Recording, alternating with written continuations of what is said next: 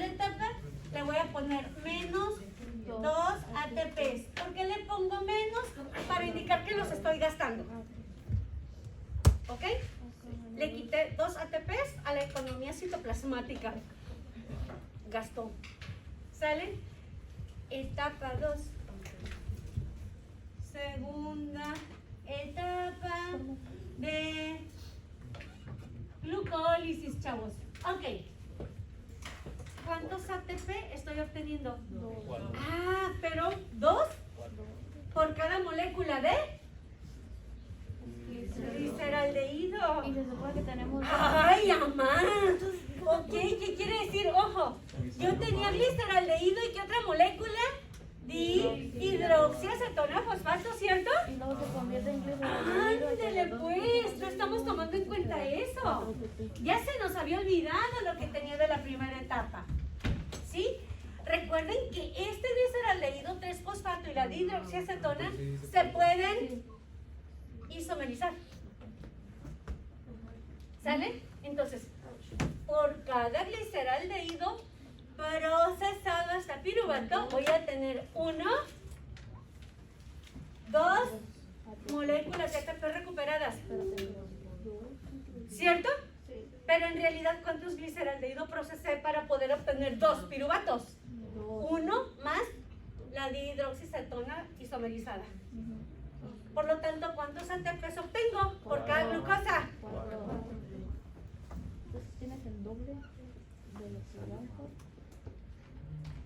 Si sumamos esos numeritos, positivo y negativo, ¿cuánto me da? 2. ¿Qué rendimiento neto tengo en ATP? 2 ATPs de ganancia una vez que quito los 2 que invertí. Muy buena inversión. ¿Fue buen negocio para la célula? Ah, pues sí, ¿verdad? Sacaste el doble de lo que metiste, qué buena onda. ¿Por qué creen que tu cuerpo lo primero que se le antoja es carbohidrato cuando tienes hambre? Ahí está una razón. Es un buen negocio. Sale rapidito, lo tienes. Ahora, dentro de esto mismo estoy recuperando un NADH. Un NADH por cada... ¿Pero cuántos gliceraldehídos proceso? 2. Entonces, aparte de 2 ATPs, voy a regenerar o voy a recuperar 2 NADH. Tengo 2 moléculas. Fíjense bien. Este NADH aquí en el citoplasma no lo puedo convertir en ATP. Pero en la mitocondria sí. Oh my God. ¿Qué quiere decir? Si yo estos NADH los introduzco en la mitocondria a través de un sistema de transporte llamado lanzaderas, ¿sale? A través de un sistema de transporte llamado lanzaderas, y hay varios tipos de lanzadera que en su momento vamos a estudiar, ¿sí? Estos NADH lo que hacen es entran a la cadena de transporte de electrones acoplada a la fosforilación oxidativa, dejan los hidrógenos con todo y electrones y sale otra vez NAD para volverlo a utilizar en el citoplasma. ¿Sí me explico? ¿Y qué hago con los electrones en la cadena de transporte? Fíjense lo que voy a hacer. ¿Listos? Esto es un electrón. Ustedes son el cable de cobre de una extensión. Empiezan a pasar hasta atrás y de regreso, ¿eh? ¡Ey, vivos! Ahí les da. Pásalo, pásenlo. Hombre, esta corriente está bien lenta. Nunca va a prender la compu. ¡Órale, préndale, préndale! Ahora para adelante. ¡Órale, órale, órale! Rápido, rápido, rápido, rápido, rápido, rápido, rápido, rápido, rápido, rápido, rápido, rápido. Hay fallos en el circuito. Ok. Cuando el electrón corrió y regresó, los que tenían frío entraron un poquito en calor. Estaba haciendo ejercicio. Sí, está liberando energía. Ojo, sucede lo mismo en el paso de electrones en un cable de cobre. Cuando fluyen los electrones, generan rozamiento y generan energía libre en forma de calor. ¿Sale? Esa energía libre se utiliza aquí en la fosforilación oxidativa para agarrar los fósforos inorgánicos residuales, agarrar los ADPs residuales de diferentes reacciones Y con la energía que se liberó, voy a volverlos a juntar. Y si yo junto el ADP con el fósforo inorgánico, ¿qué formo? Ah, para eso sirve la cadena de transporte. Quiere decir que todos los NADH y que todos los FADH que salen de reacciones que se ejecutan en el citoplasma, ¿salen? Como la beta-oxidación también me da NADH. Y de las reacciones dentro de la mitocondria, como el ciclo de Krebs, que me generan mucho NADH y mucho FADH, cuando estas moléculas sueltan los hidrógenos con los electrones que llevan, estos electrones fluyen a través de la cadena de transporte, liberan energía que luego es utilizada para volver a pegar fósforo inorgánico, ADP residual y regenerar el ATP, ¿cierto? Ok. Ahora, estos NADH aquí en la mitocondria, ¿cuántos ATP aproximadamente me dan por cada NADH? Un NADH y ya en la cadena me da un rendimiento aproximado de 3 ATPs. Quiere decir que la glucólisis, si se queda en el citoplasma, el rendimiento energético en ATPs va a ser 2. Pero si hablo de células que tienen mitocondrias, que son la mayoría, menos los glóbulos rojos maduros, ¿sí? Si hablo de las células nucleadas, voy a tener 2 ATPs más los ATPs que resulten de la transformación del NADH a nivel mitocondrial. O sea que si hago una respiración aerobia completa hasta la mitocondria, ¿cuál sería el rendimiento energético neto de la glucólisis aerobia? En este caso serían 8 ATPs solo por parte de glucólisis, ¿ok? Solo por parte de glucólisis.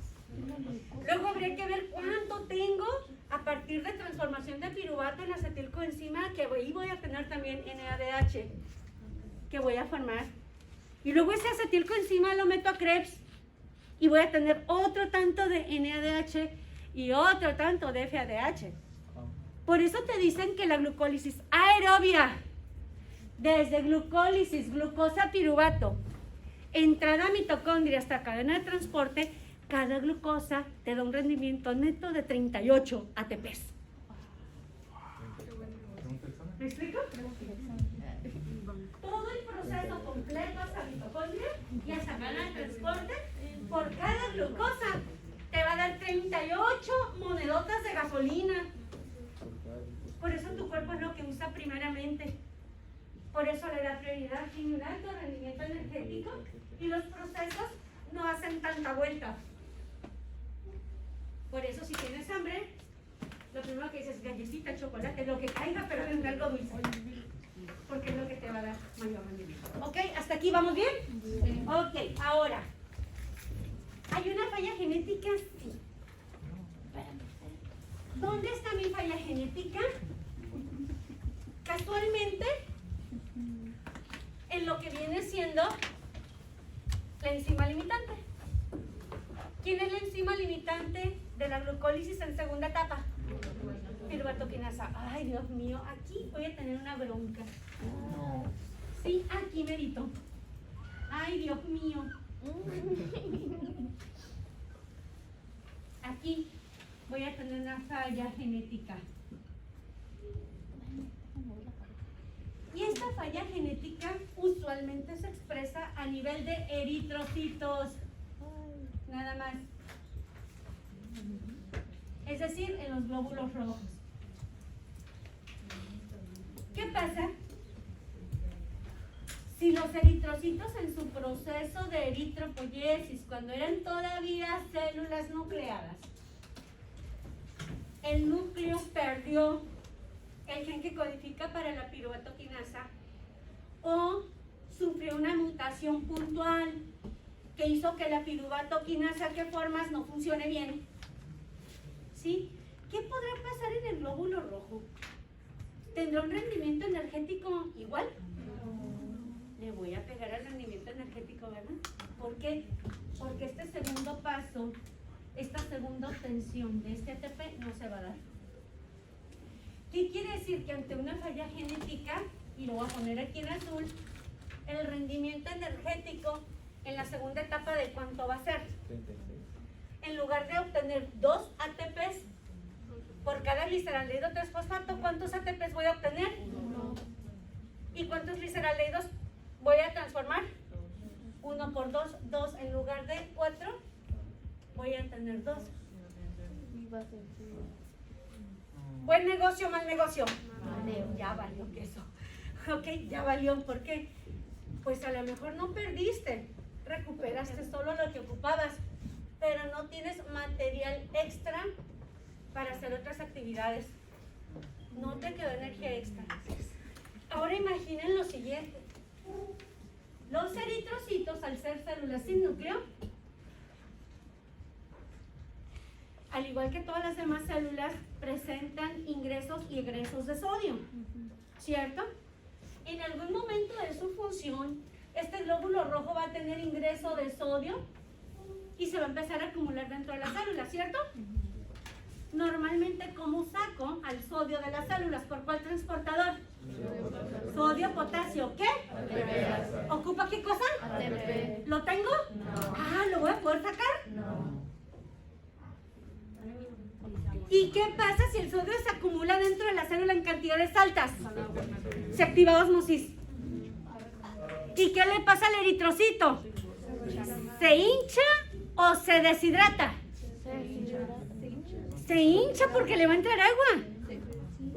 ¿Y la membrana es elástica? Sí, pero hasta cierto punto. Entre más sodio tenga, más agua jala. Va a llegar un momento en que la membrana se distiende tanto que ¿qué le va a pasar al glóbulo rojo? Se va a romper, se va a lisar. Y si se lisa, ¿cómo va a estar el número de glóbulos rojos en torrente sanguíneo? ¿Y qué patología se caracteriza por disminución de glóbulos rojos? ¿Pero cuál fue la causa? La causa, ok, la piruvato-quinasa que te condiciona una anemia ¿de qué tipo? ¿Nutricional o hemolítica? Es una anemia hemolítica. ¿Sale? La falla genética de los eritrocitos entonces es, si no tienes piruvato-quinasa, vas a condicionar una anemia hemolítica.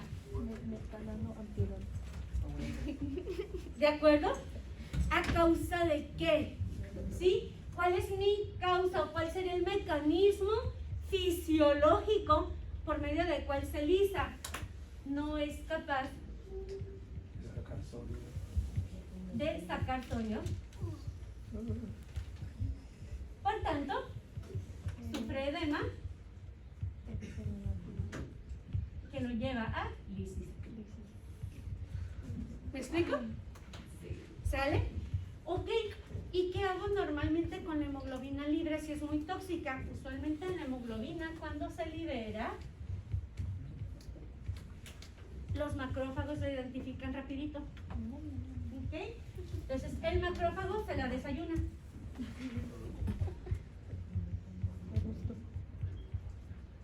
Y la transforma en bilirrubina indirecta.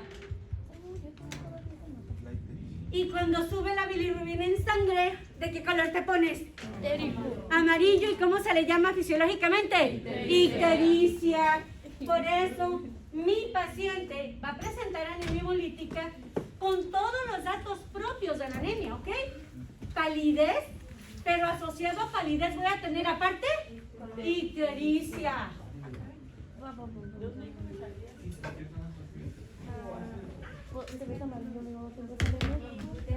Ya me perdí el like. Yo no sé secundaria. Palidez por la baja de glóbulos rojos. Ictericia por la transformación de la hemoglobina liberada de la ruptura del glóbulo rojo, transformada en bilirrubina indirecta. ¿Ok? ¿Ahí la llevamos? Sí. Entonces, si ustedes ven a una persona con anemia y solamente está pálida, pero no le encuentras parentesco con la familia Simpson o con la caricatura de Piolín, va a ser una anemia no hemolítica. A lo mejor le falta hierro, a lo mejor le faltan vitamina B12, ácido fólico, probablemente no tiene suficiente hormona que impulsa la eritropoyesis, van a ser otras causas, ¿ok? Pero si junto con la palidez, con esa astenia, con esa adinamia que caracteriza a un paciente con anemia, con esa cefalea, entre más anémico, más dolor de cabeza va a tener. Que todo el tiempo se está durmiendo de la nada, espero que no sean anémicos por aquí, si no hagan su estudio de laboratorio. ¿Ok? Ok, entonces, si aparte de eso lo ven con ictericia, a lo mejor se trata de un proceso hemolítico o de una alteración hepática. Ok, siempre que hay ictericia pensamos en dos cosas. O fallo hepático, no está funcionando bien mi hígado por alguna razón, o hemólisis. ¿De acuerdo? Dígame. ¿Tienes hepatitis? No era anemia, era hepatitis.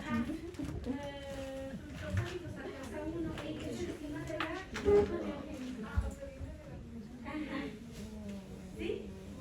Ok, ¿listos hasta aquí? Entonces, ojo, esto es mi fallo genético y me va a afectar solamente en los eritrocitos. ¿Qué tanto puede estar presente esta piruvato-quinasa como fallo? Puede ser una falla parcial o puede ser una falla total, pero casi siempre son fallas parciales, de tal manera que en un momento dado el paciente va a presentar anemias hemolíticas por episodios, no todo el tiempo. ¿Me explico? Ok, ¿hasta aquí vamos bien? Otro dato más. ¿Listos? Con el metabolismo de eritrocitos, ahí les va. Tómenle foto porque voy a borrar eso. Se está poniendo interesante el asunto. La luz no te deja, pero si la apago no vas a ver lo demás. ¿Ya está? Ok. ¿Listos? Ya se nos fue una hora, ¿cómo la ven? Pero está poniendo interesante, ¿no? Voy a borrar todo lo que escribí aparte. Toma foto. Sí, le tomé foto.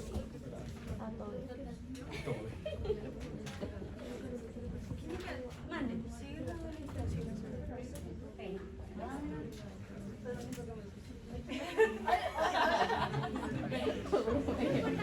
Pensaste en voz alta. Pero acuérdate que no es lo único que te voy a preguntar en un examen, changa. Ok. Es que hubieron muchas teorías al saber. Ok, listo. Fíjense bien. Inhalen. Denle oxígeno a las neuronas. Espero que hayan desayunado, porque si no, con el puro oxígeno no va a sacar energía, ¿eh? Así que bueno. Y no a la misma velocidad. Va.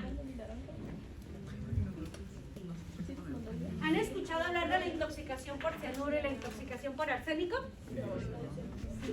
¿Sí? Usualmente en la intoxicación por arsénico y con cianuro, los pacientes terminan teniendo una muerte por asfixia acompañada de cianosis.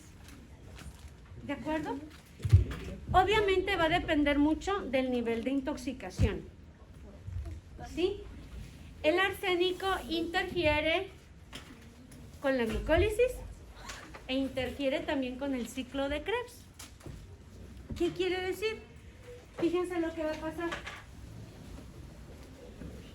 En la segunda etapa de la glucólisis, mi primera reacción, que no está regida por una enzima limitante, porque no obedece a presencia de alguna hormona, ¿sí? Introduce un grupo fosfato, ¿cierto? Sí. Pero no lo jala del ATP, ¿se dan cuenta? Es un grupo fosfato que quedó ahí perdidito en el citoplasma como producto residual de otras reacciones químicas. Y entonces la gliceraldehído 3-fosfato deshidrogenasa dice, venga, chepa acá, te acomodo aquí en el gliceraldehído 3-fosfato. ¿Ok?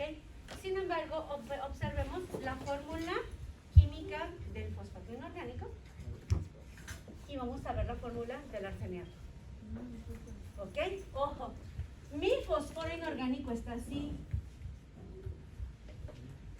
Con un oxígeno bonito.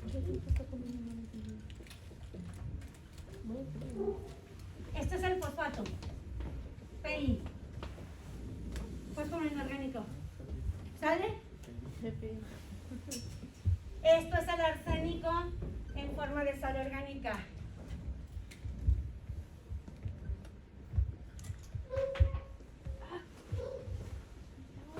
Esto es arseniato.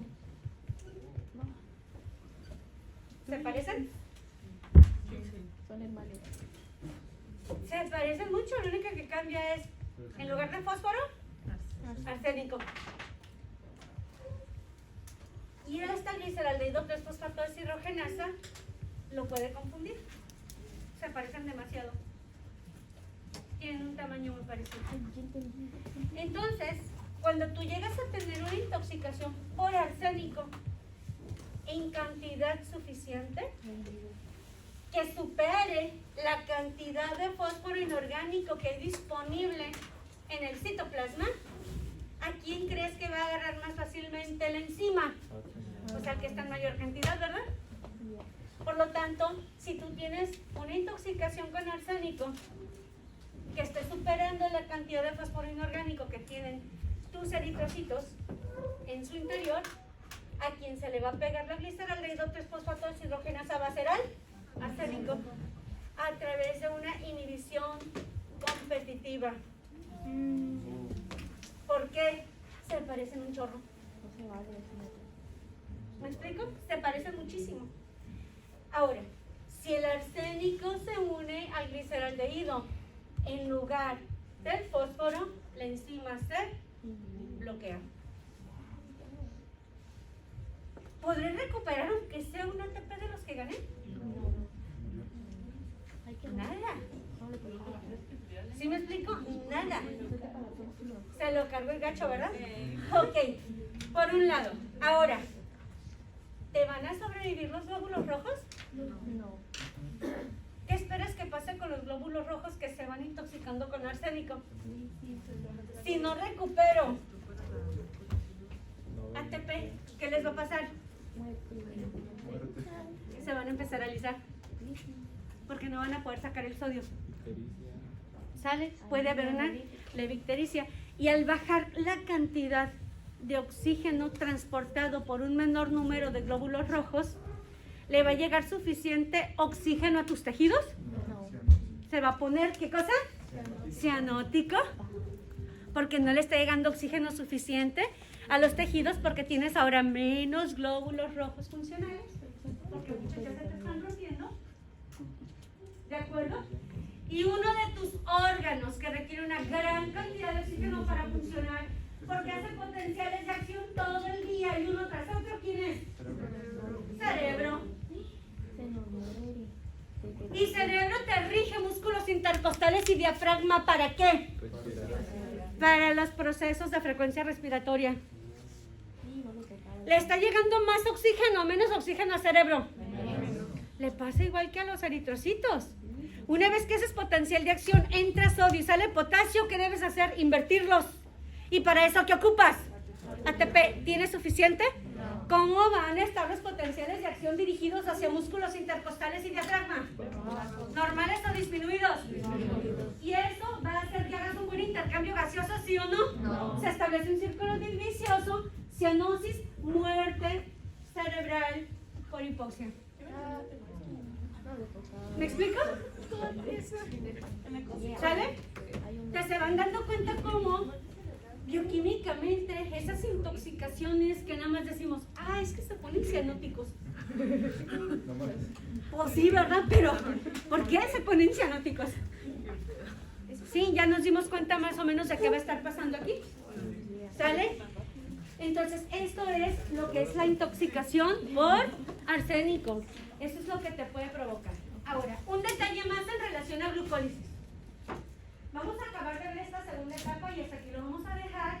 Y en la primera clase de 2 horas del día martes que tenemos, vamos a ver cómo se integra fructosa a la glucólisis, cómo se integra galactosa, y van a salir fructosemia y va a salir galactosemia. Yes. ¿Sale? Eso va a verse el día martes. Y luego hacemos nuestro semanal el miércoles para que sepan más o menos cómo les voy a preguntar en el parcial. ¿Sale? Ok. Pero antes de terminar con esto me falta algo más. ¿Listos? Una curiosidad más de la glucólisis. No se chillona. Es nada más glucólisis, changa malanga, miren. No le saquen. ¿Ok? ¿Puedo borrar? Sale. Ya les quito mis dos análogos. El por qué la gliceraldehído 3-fosfato deshidrogenasa une arsénico en lugar de fosfato, se parecen demasiado. Entonces, esta enzima, aunque no es una limitante, pero sí es susceptible a ser inhibida por un tóxico, esta también entra en el combo de las enzimas glucolíticas que deben de poder manejar. Esta. ¿Sale? Por favor. ¿Va? Listo. Ahora. En este lado podríamos hablar arsénico.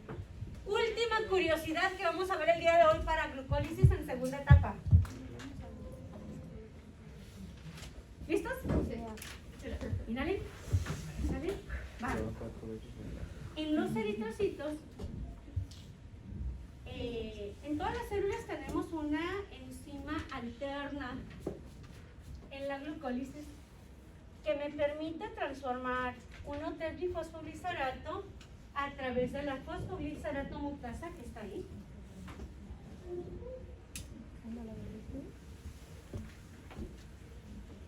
En una molécula llamada 2,3-difosfoglicerato. ¿Ok? En todas las células se puede hacer esto. Así como tenemos PFK2 en cantidad pequeñita, en la primera etapa de la glucólisis, para darme fructosa 2,6-bifosfato como molécula moduladora. En la segunda etapa, todas mis células tienen una cantidad bien pequeñita de esta enzima, bifosfoglicerato mutasa, que agarra una cantidad chiquitita de 1,3-difosfoglicerato y lo transforma en 2,3. Sin embargo, en los glóbulos rojos, esta enzima se expresa de manera más abundante. ¿Por qué? ¿Qué es lo que hace un glóbulo rojo? El glóbulo rojo contiene básicamente hemoglobina, que se encarga de transportar ¿qué gas? Oxígeno. Es la que transporta el oxígeno desde pulmones hasta tejidos, ¿cierto? ¿Y cuál es su función? Bueno, que cuando llegas a tejidos periféricos, este oxígeno lo liberes hacia el espacio intersticial para que luego llegue hasta los tejidos y lo uses en las mitocondrias en la cadena de transporte para hacer la respiración aerobia, ¿cierto? ¿Sale? Ok. Pero ¿cómo le hace la hemoglobina para poderlo soltar? Esto lo van a estudiar ustedes de forma mucho más detenida en respiratorio y lo van a estudiar como efecto Bohr. ¿Ok? Ojo, ¿qué puede hacer que la hemoglobina me suelte al oxígeno? Un incremento de CO2 que haga que suelte al oxígeno. Un incremento de hidrogeniones que al pegarse a la hemoglobina y acidificarla van a hacer que se libere el oxígeno. Y otra cosa, la presencia de 2,3-bifosfoglicerato.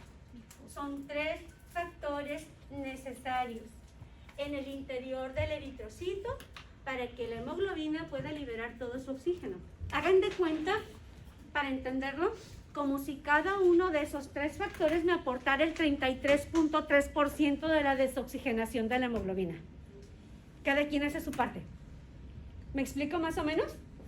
¿Sale? Entonces, en el eritrocito le conviene, por una parte, estar obteniendo energía, que la necesita para el manejo de sodio y otras cosas, pero también necesita formar cierta cantidad de bifosfoglicerato para que haga su parte proporcional en la desoxigenación de la hemoglobina, hacer que pueda soltar el oxígeno hacia intersticio y entonces pueda entrar hacia tejidos.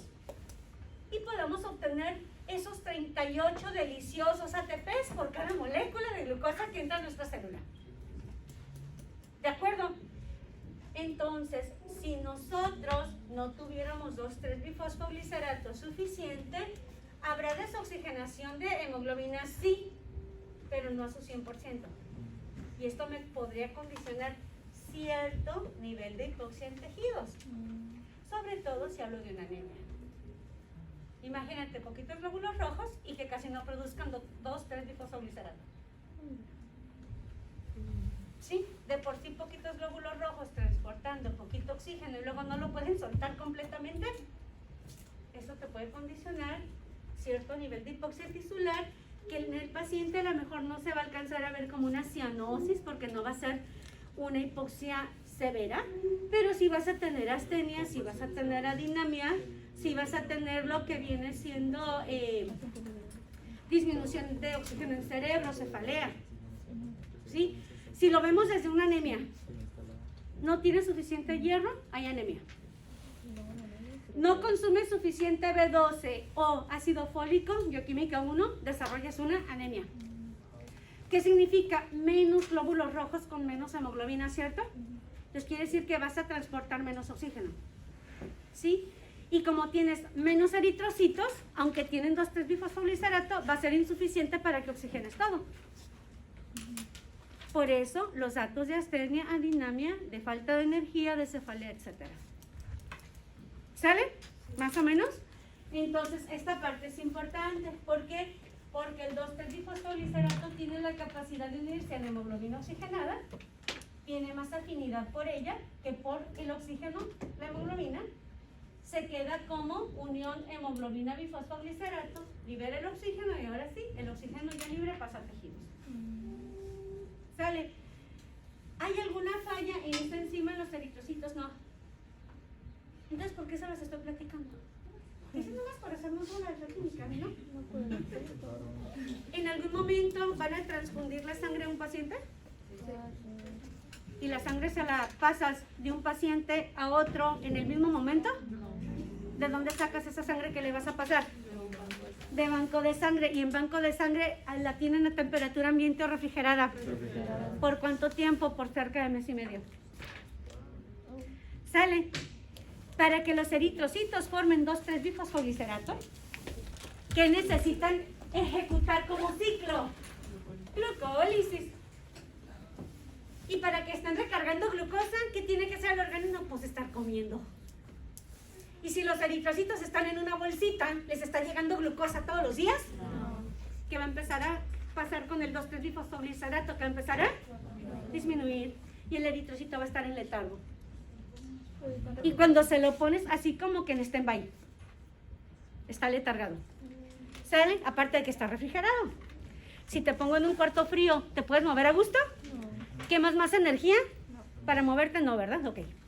Entonces en el glóbulo rojo, para mantenerse con vida a esa temperatura baja, va a estar haciendo glucólisis y va a estar desgastando o quemando la glucosa que hay en la bolsita y el 2,3-bifosfoglicerato va a empezar a bajar. Si tú a un paciente con una pérdida grave de sangre le pones unidades de sangre ya cercanas a su fecha de vencimiento, ¿ustedes creen que esos glóbulos rojos van a empezar a oxigenar y liberar oxígeno de volada? ¿O van a empezar a recargarse de la glucosa en la circulación del paciente para empezar a hacer glucólisis y empezar a acumular 2,3-bifosfoglicerato? La segunda parte, ¿verdad? Para no hacer el cuento largo. Esto quiere decir que en un paciente que requiera unidades de urgencia y que tú necesites oxigenar adecuadamente a ese paciente, tendrás que seleccionar unidades de sangre de las más recientes que hayan entrado a banco. Porque como estos eritrocitos no tienen tanto tiempo de almacenamiento, todavía tienen suficiente 2,3-bifosfoglicerato para poder hacer el proceso de desoxigenación. Y eso es muy importante tenerlo en cuenta, sobre todo en los recién nacidos, cuando nacen con anemia hemolítica por incompatibilidad con el RH materno-fetal. ¿Sale? Si mamá es RH negativo, bebé RH positivo, producto de segundo parto. Primer parto, bebé RH positivo, mamá generó anticuerpos contra el RH. Segundo embarazo, esos anticuerpos se fueron a través de la placenta atacan los glóbulos rojos del bebé y los empieza a analizar. Nace con una anemia hemolítica. ¿Va a estar ictérico? Sí, porque es hemolítica. Liberaste hemoglobina, pero esto fue por acción de anticuerpos, no por falla enzimática. ¿Ok? Y el bebé, dependiendo del nivel de hemólisis, puede inclusive llevar cianosis al nacimiento. ¿Qué hacen en muchas ocasiones? Recambio de sangre. Le sacan sangre propia con eritrocitos atacados con los anticuerpos de la mamá y le ponen sangre de un donante compatible que no tiene los anticuerpos que lo atacan. ¿De acuerdo? Entonces imagínate si a ese bebecito tú le sacas sangre propia y le metes eritrocitos de una unidad de sangre de un donador ya de un mes.